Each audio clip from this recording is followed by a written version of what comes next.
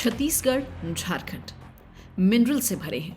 ऐसे मिनरल्स जो भारत के दूसरे राज्यों में नहीं हैं। फिर भी ये गरीब क्यों है?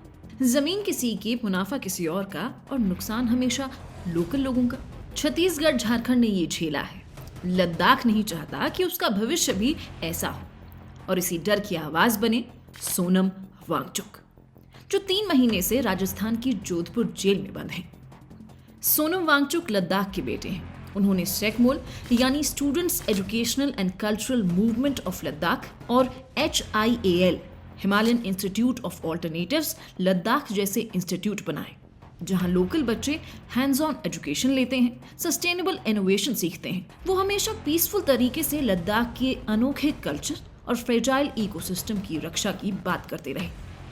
2019 में लद्दाख यूनियन टेरिटरी बना। इससे लोगों को डर हुआ कि बाहरी लोग लद्दाख में इंडस्ट्री और माइनिंग के लिए आएंगे, उनकी जमीनें लेंगे जो अब लोकल्स को नहीं मिलेगी, एनवायरमेंट पोल्यूशन होगा। झारखंड, छत्तीसगढ़ जैसे मिनरल रिच स्टेट्स देखिए, यहाँ पर कोल आयरन है, लेकिन लोकल ट्राइबल्स को इससे क्या मिला? प्रदूषण, बीमारियां। ये राज्य आज भी भारत के दूसरे राज्यों के मुकाबले गरीबी, बेसिक सुविधाओं की कमी से जूझ रहे हैं। बाहर की कंपनियां यहाँ पैसा कमाती हैं। लद्दाख के लोग यही डर महसूस करते हैं और सोनम वांगचुक इसे बार बार हाईलाइट करते रहे हैं। वो राजनीतिक लीडर नहीं, बस लद्दाख की आवाज बने। कॉन्स्टिट्यूशन का 6 शेड्यूल ट्राइबल एरियाज को स्पेशल प्रोटेक्शन देता है। इसके तहत ऑटोनॉमस डिस्ट्रिक्ट काउंसिल्स बनाए जाते हैं, जिससे जमीन, जंगल, माइनिंग लाइसेंस पर लोकल लोगों का कंट्रोल होता है। बेसिकली 6 शेड्यूल नॉर्थ ईस्ट के ट्राइबल्स के लिए बनाई गई थी, ताकि बाहर के लोग उनके कल्चर, जमीन ना छीन सकें। अभी असम, मेघालय, त्रिपुरा, मिजोरम में यह लागू है। रिपोर्ट्स के अनुसार 2020 में बीजेपी के लोकल मैनिफेस्टो में लद्दाख के लिए 6 शेड्यूल का जिक्र था, लेकिन बाद में ये वादा पूरा नहीं हुआ। हालांकि चुनाव में किए गए वादे सभी पूरे हों, ये कहा नहीं जा सकता। पॉलिटिकल पार्टीज इलेक्शन जीतने के लिए कई बार ऐसे वादे करती है, जिन्हें बाद में पूरा नहीं कर पाती। लद्दाख में लेह एपेक्स बॉडी और Kargil democratic alliance statehood 6 schedule और लैंड जॉब प्रोटेक्शन मांगते हैं। Constitutionally 6 schedule north east specific है। अगर लद्दाख में ये शेड्यूल लागू करना हो तो इसके लिए सरकार को कॉन्स्टिट्यूशन में अमेंडमेंट करना पड़ेगा। गवर्नमेंट का कहना है कि लद्दाख में पहले से ही हिल काउंसिल्स हैं, जो लोकल लेवल पर चीजें देखती हैं। लेकिन 2019 में आर्टिकल 370 हटने के बाद इन हिल काउंसिल्स की पावर कम हुई है, जिसे लोग बढ़ाने की मांग कर रहे हैं। 6 शेड्यूल की मांग को लेकर 2025 में सोनम वांगचुक ने 35 दिन की भूख हड़ताल प्लान की, जो 15वें दिन खत्म हुई। लेकिन जैसे खत्म हुई वैसा शायद ही किसी ने सोचा हो।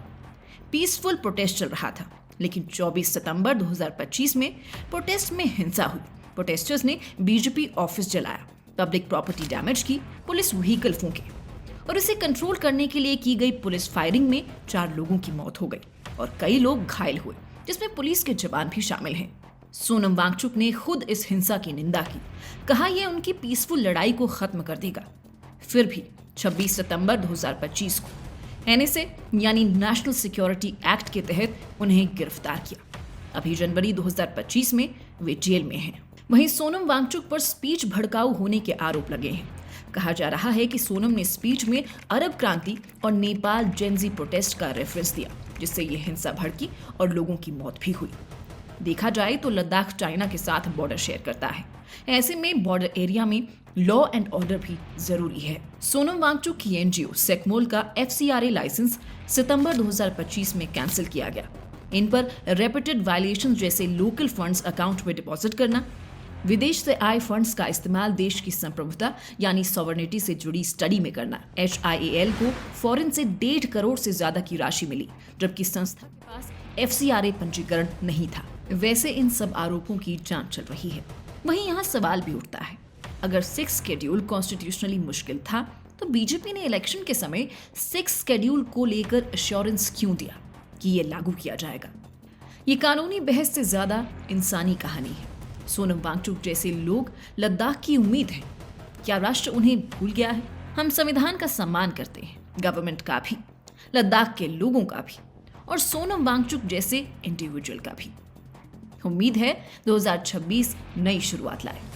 आप इस टॉपिक पर क्या सोचते हैं? अपनी राय कमेंट में जरूर बताएं।